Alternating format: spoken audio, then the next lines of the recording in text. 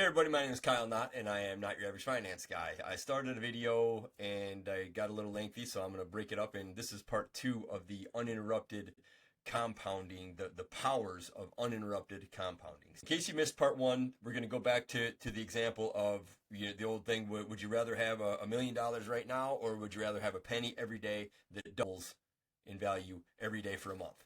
Okay, first question you need to ask is what month?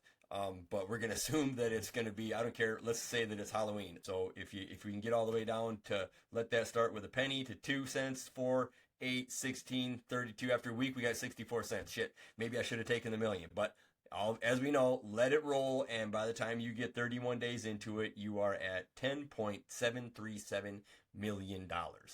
I'll take that any day. Okay, so that's the right way to go. So let's look at what we talked about and are talking about still is uninterrupted compounding. So we talked a little bit on the last video of what if you buy lunch on the 15th with 20 bucks, it takes your money way down. What if you buy a house on day 28? I think we bought a house and it took that down by like 4 million. So then we also talked about if you did this inside of an infinite banking policy, how you don't have to take that money out. The compounding continues to go uninterrupted, but you take a loan out against that. And instead of taking the money out, the money stays in. You borrow against it because the insurance company knows that you've got all that money in there as cash value, and it keeps rolling, and then you pay it back later when you have tons of money. So that was what we touched on in part 1. So let's look at this part 2. We're going to look at what fees can do to you. Okay, so if you got this same situation and you gave it to somebody in a nice suit and they're a financial advisor and they're really smart and they know what to do with your money because they're smart and they have a nice suit. So you should just hand all your money to them because you're a hard worker and you work a lot of hours and you make good money, but I know what I'm doing with your money. So you should give me your money, and for that, I'm only going to charge 2%. 2%. Not that big a deal, right? As you probably already jumped ahead, you can see that the first week, it doesn't make that much a difference. What were we, 64 cents? We're down to 57 cents. Not that big a deal, right? It's only 2%. 2% of a penny is nothing. I mean, you don't even see it until Thursday. We're missing a penny, all right? And yes, there's fractions on here and everything else. But as you see, what we started with initially was $10.7 million. Now, this 2% fee, every day, they just take just 2%. That's what they do. It's a 2% fee. It's usually yearly, whatever. But this I love this example because it just kind of compresses time. We can all think about what could happen in a month. So in that month, instead of having $10.7 million, you've got $5.86 million. Still a good deal. By all means, I'd rather have 5.8 than $1 million up front on day one. If we're doing this in February, maybe not so good. Maybe if it's leap year, we're up to $1.5 million. So we're still doing. It's not bad. I guess if this was my only choice, you have to pay 2% fee. If the question was, would you rather have $1 million right now, or would you rather have a penny that doubles every day, but you have to pay a 2% fee? Okay, I'll take the doubling every day with a 2% fee. Now let's talk about Uncle Sam. Okay, let's go to fees and taxes. So my window probably isn't big enough here, but all I did was I took the federal tax rates. Let's pretend that you live in a state where there are no income taxes and I don't even know what the tax rules are.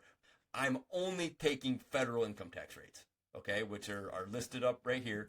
So with that, we start, and it's got the 2% fee. So you gave it to some fancy suit dude, and you have to pay taxes. Maybe you can get away with not giving him the 2% fee if you do something yourself, but you have to pay taxes on it, right? So if we do this, we're 1 to 2. Oh, now last time we were at Thursday before we lost a cent, but now we're at Tuesday before we lose a cent. Saturday we got 30 cents. Where were we with just the fees, no taxes? We were at 57 cents. Damn, that's almost half, right? So what happens? I know everyone already jumped to the end. 170,000 is all we're left with when you tax the shit out of you.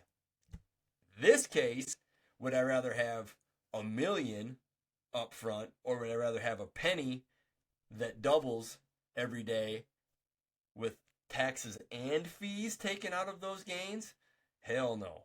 I'm not doing that. I'm taking the million up front. Now this is maybe years, and what I did is I took the taxes out of every single gain. So every time you would gain something, I taxed that gain at these rates. Okay. And look, we only get up to $170,000, so we didn't even need to get into the 24% tax bracket.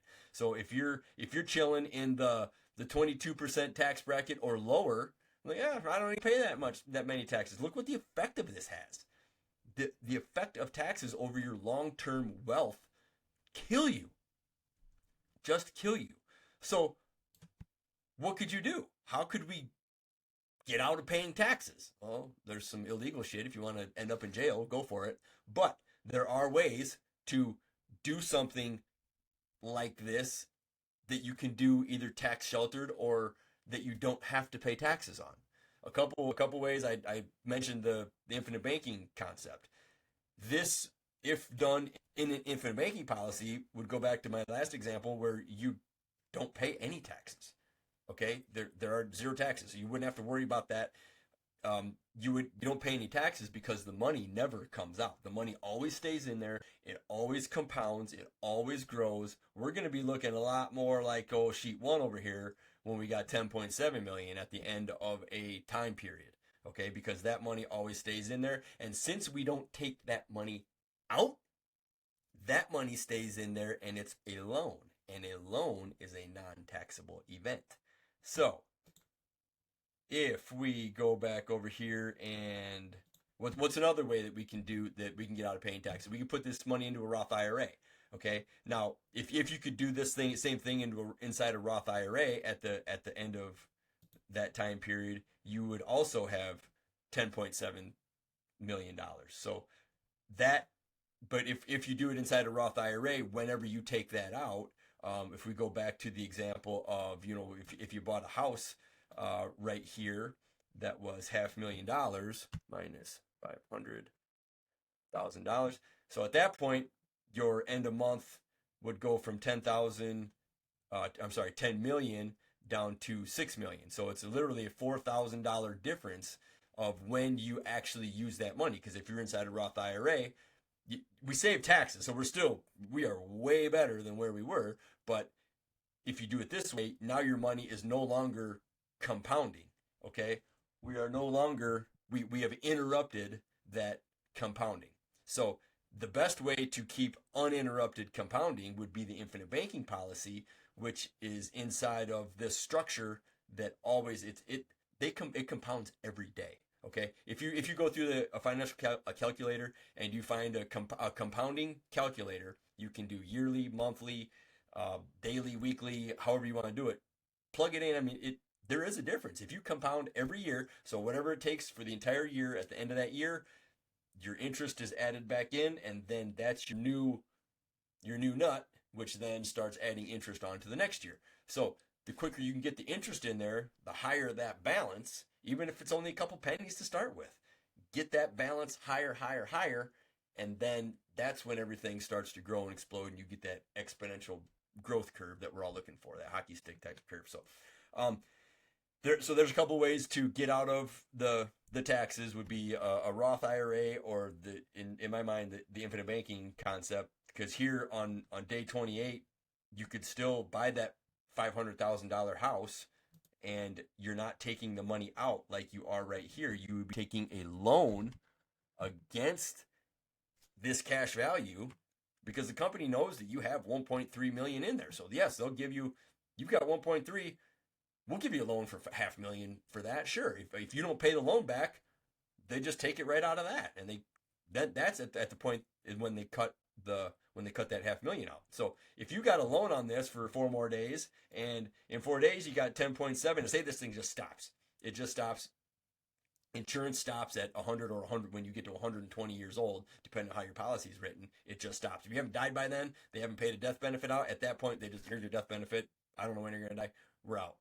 So it's still a pretty good deal. I'll take that if I can live to 120 years old and I get millions and millions of dollars. I get my death benefit before I die. So with this, if this stops at the 31st day, then you've got $10.7 million. Go ahead and take $500,000 and pay off your house. You got 4 days, and you still have $10.237 million left, and a paid off house. Okay, if we do it back here, if this is a Roth IRA, and you do it, you're left with, I know I'm getting a little redundant, but you're only left with 6.7 and a free house. Would you rather have 10.2 or 6.7? I know what I'd pick. All right, hope this helps. Good luck.